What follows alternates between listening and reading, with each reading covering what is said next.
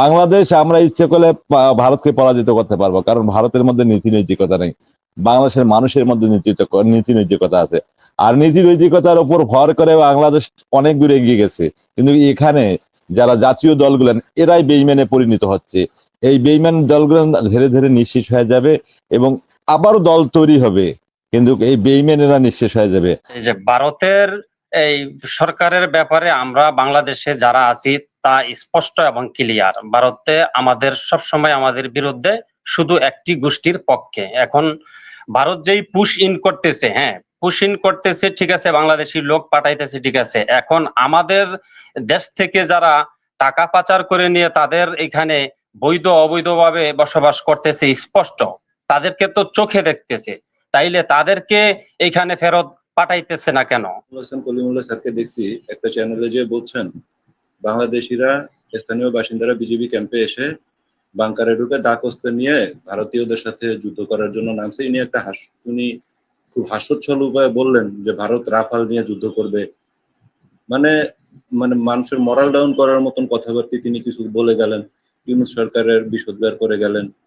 আচ্ছা, ভারতের যে অহংকার অলরেডি উলণ্ঠিত হয়ে গেছে, সেটার জুজুর ভয় কলিমুল্লাহ সাহেব আমাদেরকে কেন দেখান? ওনাকে এর আগেও আমি এরকম টক শোতে জয়েন হতে দেখেছি, পিছে ভারতের পতাকা নিয়ে উনি ধাত্রী মাতার কনসেপ্ট প্রচার করে বেড়ান। উনি আসলে উনি আবার হাসিনার আমলে, স্বৈরাচারের আমলে কিন্তু জাতীয় নির্বাচন পর্যবেক্ষণ পরিষদ নামে, এটাকে আন্তর্জাতিক না জাতীয় পর্যায়ের কোন ধরনের কোন পর্যবেক্ষণ পরিষদ কেউ কখনো এটার স্বচ্ছতা বিধান করার প্রশ্ন ওনাকে করে নাই। উনি কিন্তু এই পরিষদের চেয়ারম্যানের নামে হাসিনার ভোট চুরিকে বৈধতা দিয়ে গেছেন।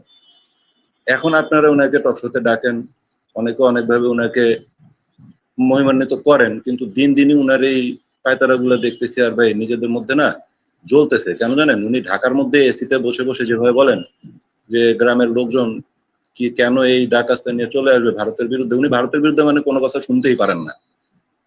ওই মনির ভাই, আমি আপনার অনুষ্ঠানে আগেও কয়েকবার এসেছি, আমি দেখছি আপনিও যখন এই ধরনের প্রশ্ন করছেন উনি ট্যাক্টফুলি এড়িয়ে গেছেন। উনি সবসময় বলেন ভারত ঘোষণা দিয়ে যা করে, উনার চোখে ভারতের বাহাদুরি জয় জয়কার। পাকিস্তান বলেন, বাংলাদেশ বলেন, আমরা নস্যি, আমাদের কাছে কিছুই নাই। 16 ইউনিট জেট এন্ড সি অর্ডার দেওয়ার পরও রাফালের ভয় আমাদের কাঁপতে হবে। এই ধরনের জুজুর ভয় উনি কেন দেখাবেন? উনি ভারতের এজেন্ডা বাংলাদেশে কেন? উনি তো আমাদের সাথে এই মুহূর্তে যুক্ত নেই, উনি যদি যুক্ত হন আমি অবশ্যই আপনার প্রশ্ন ওনার কাছে রাখবো। এই প্রশ্নটা ওনাকে করবেন ভাই, প্লিজ। আপনি নিজেও জানেন আপনার প্রশ্ন উনি ট্যাক্টফুলি সবসময় অ্যাভয়েড করবেন। ধন্যবাদ। কবির বলেন। আসসালামু আলাইকুম, ধন্যবাদ মনি ভাই আমাকে যুক্ত করার জন্য, এবং এখানে অতিথিবৃন্দ সবাইকে সালাম এবং শুভেচ্ছা। অত্যন্ত সুন্দর বক্তব্য শুনলাম।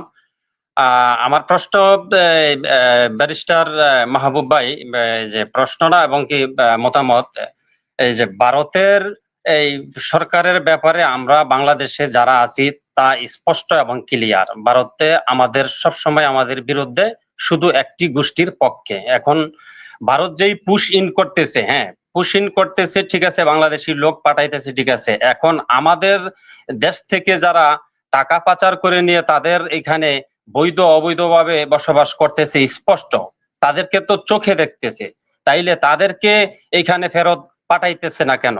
এটা কি এই আওয়ামী লীগ সরকারের কোন টাকা দিয়ে তাদেরকে কিনে রেখেছে যে তাদের পক্ষ হয়ে যুদ্ধ বা বাংলাদেশের সাথে যুদ্ধ করার জন্য, বা কোনো উস্কানিমূলক এই ধরনের ব্যাপারে? আর অন্যদিকে যে পাকিস্তানের সেই সাথে যেই যুদ্ধ লাগছিল, তখন পাকিস্তান উচিত জবাব দিয়েছে, এবং কি পাকিস্তানের ভয়ে এখন বাংলাদেশের দিকে চাপতেছে, দেখে বাংলাদেশ তো একটু নরম গরম আছে, একটু ধাক্কা দিয়ে কোনো কিছু করা যায় কিনা। আমার প্রশ্ন আপনার কাছে এইখানে।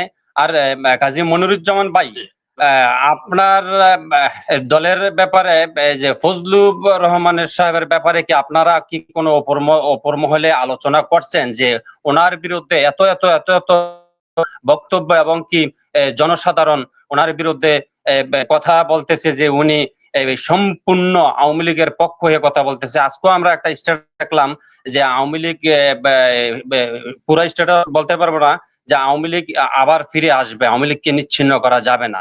তাহলে আপনারাই তো এটার বৈধতা দিচ্ছেন, আপনারাই তো শিওর এনশিওর করতেছেন যে আওয়ামী লীগ আবার ফিরে আসবে, আমাদের মাধ্যমে ফিরে আসবে, আপনাদেরকে টাকা দিয়ে মনে হয় তারা এখন লালন পালন করতেছে। আর এটার কতটুকু সত্যতা আপনি বলবেন।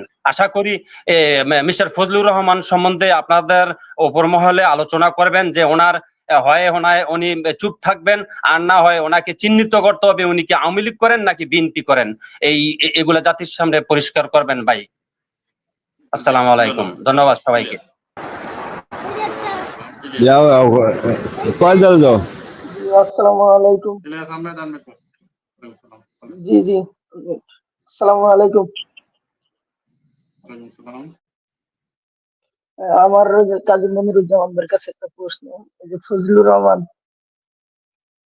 ওনার ভাই, মনির ভাই, আমি তো দৌড়াদৌড়ি করার কথা শুনবেন না ভাই। ওই যে বলেন আমরা ভাই, যে বলেন, ফজলুর শুনতেছি রহমান, তো ভাই, বলেন, আপনি জি প্রশ্ন ভাই বলেন। বলতেছি ভাই, 1 মিনিট, 1 মিনিটের বেশি না। এই যে ফজলুর রহমানের কি সামলান যায় না নাকি ভাই, নাকি আপনার এলাকায় দিচ্ছেন ইসলাম ধর্ম যারা পালন করে ওনাকে পিছে? আমার তো মনে হয় বিএনপি লাগাই দিছে। বিএনপির কোন ইতিহাসে নেই রামবামের ভোট জীবনে পাইছে। রামবাম টানানোর লেগে বিএনপি আমার মনে হয় ওনারা পিছে লাগাই দিছে, বিএনপি ওনারা পিছে লাগাই দিছে। মনে হয় ভাই, আপনারা কি ওনারা শাসাই পারেন না? আমার তো মনে হয় না এই যে রামবাম 3 সেটা বাদে সবই তো ঠিক আছে বিএনপি, এই রামবাম 3 সেটা সামাল দেওয়া যায় না নাকি?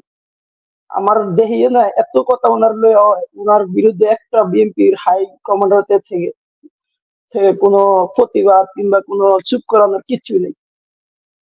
তো এটা কোন ধরনের কথা? তাহলে তো মানুষ ওই যে শাহবাগে এই রাজু ভাস্কর্যে ছবি দিয়ে জুতা পিটা করছে, অত জুতার মাল্লা দিয়ে ঘুরাইব, কদিন পরে যাক না, জুতার মাল্লা দিয়ে ঘুরাইব। আচ্ছা ভাই, শেষ। জি, ধন্যবাদ। ইয়াকুব খান। বিসমিল্লাহির রহমানির রহিম। জি, অসংখ্য ধন্যবাদ এনামুল ভাই। ধন্যবাদ সকল অতিথিবৃন্দকে। আমি মনির জামান ভাইয়ের কাছে একটি প্রশ্ন করব। সেই প্রশ্নটা হলো যে আপনার কথার পরিপ্রেক্ষিতে ভারতের আপনার যাদেরকে ফেরত দেওয়ার কথা বললেন, আমার কাছে আমি শুধু আপনার কাছে একটা জিজ্ঞাসা যে আপনাদের দলের যে কয়টা মিটিং জনাব তারেক রহমানের সাথে হয়েছে সেখানে প্রত্যক্ষ রয়ের এজেন্টকে আপনারা ওখানে রেখেছে, এক। দ্বিতীয় একটা হচ্ছে যে গয়েশ্বরচন্দ্র রায়ের মেয়ে রয়ের একজন কর্মকর্তার সাথে কিসের একটা দলিলের সিগনেচার নিয়েছে, কাইন্ডলি একটু বলবেন। এইটা যদি আপনারা ভারতের এই বিষয়গুলা যদি চান যে ভারতের বিরুদ্ধে আপনারা থাকবে, তাহলে এগুলো এই রয়ের সাথে আপনারা যোগাযোগ রেখে আপনারা কি মনে করেন বা আপনার দল কি আগামীতে ভারতের বিরুদ্ধে চোখে চোখ রেখে কথা বলতে পারবে? এই একটা প্রশ্ন শুধু আপনার কাছে। জি, ধন্যবাদ। মামুন। হ্যাঁ, বিসমিল্লাহির রহমানির রহিম। সম্মানিত উপস্থিতি, আসসালামু আলাইকুম। আমার ধারণা বিএনপি অচিরেই একটা ছোট্ট দলে পরিণত হচ্ছে এবং হবেই। মানুষ যদি তার আদর্শগত জায়গা থেকে দূরে সরে আসে, তো সেই আদর্শ জায়গাটুকু অন্যরা কেড়ে নেবে, আর সেই আদর্শে তারা বসে যাবে, আর তারা পরিস্ফুটিত হবে এবং তারা প্রতিষ্ঠা পাবে। বাংলাদেশে 2টে ভাগে ভাগ হয়ে যাচ্ছে অচিরেই, এবং সে 2টে ভাগের মধ্যে একটা ভাগ বিএনপির কিছু অংশ লোক ওই ভাগে যোগ হবে, আর বিএনপি নিঃশেষ হয়ে যাবে, কারণ বিএনপি তার মূল আদর্শে নাই। আমরা বিশ্বাস করি আমরা আমাদের একটা দেশকে ভালোভাবে গঠন করব, আমরা দেশের স্বাধীনতা সার্বভৌমত্ব রক্ষা করব, সেখানে বিএনপি আজকে প্রতিবন্ধকতা সৃষ্টি করতেছে। কিরকম প্রতিবন্ধকতা? তারা আজকে ভারতের সুরে সুর মিলাতে চাচ্ছে, যেখানে ভারত থেকে সবাই বিমুখ হয়েছে। পাকিস্তানের মতো একটা রাষ্ট্র ভারতকে পরাজিত করছে। বাংলাদেশ আমরা ইচ্ছে করলে ভারতকে পরাজিত করতে পারবো, কারণ ভারতের মধ্যে নীতি নৈতিকতা নেই, বাংলাদেশের মানুষের মধ্যে নীতি নৈতিকতা আছে। আর নীতি নৈতিকতার উপর ভর করে বাংলাদেশ অনেক দূর এগিয়ে গেছে, কিন্তু এখানে যারা জাতীয় দলগুলো এরাই বেইমানে পরিণত হচ্ছে। এই বেইমান দলগুলো ধীরে ধীরে নিঃশেষ হয়ে যাবে এবং আবারও দল তৈরি হবে, কিন্তু এই বেইমানেরা নিঃশেষ হয়ে যাবে, আমরা প্রতিষ্ঠিত হব, আমরা ভারতের চেয়ে এগিয়ে যাব, আমরা বিশ্বাস করি। ধন্যবাদ মনির ভাই। জি।